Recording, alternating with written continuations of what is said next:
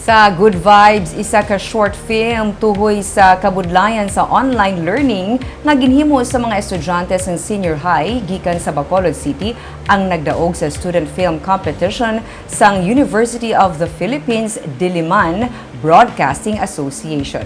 May report si Marty Go. First time ni Alberto Manuel Arceo IV kag sang iya mga classmates sa St. John's Institute nga maghimo sang isa ka major short film. Amo kon nga wala nila ginpaabot nga makadaog ini bilang second place sa Student Film Festival Competition sang UP Diliman Broadcasting Association. Tuyo sang festival nga ipakita sa publiko pinaagi sa pelikula ang kabudlayan nga ginaagyan sa mga estudyante sa tunga sang COVID-19 pandemic.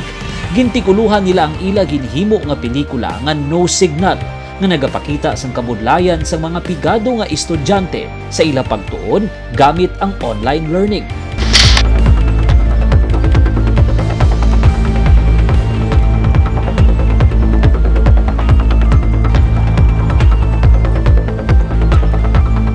The message that we would like to convey is that education before online classes was already unequal, but because of online classes being the current compromise because of the pandemic, it has emphasized that inequality of education present here in the Philippines. It was really a big opportunity for us to represent our school and ourselves.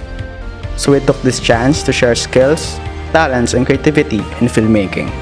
Magluwas sa award, nagakalipay si Alberto kag Ken nga napalabot nila sa publiko ang mensahe sa madamo nga mga estudyante nga nagakabudlayan sa ila pagtuon bilang epekto sang pandemya.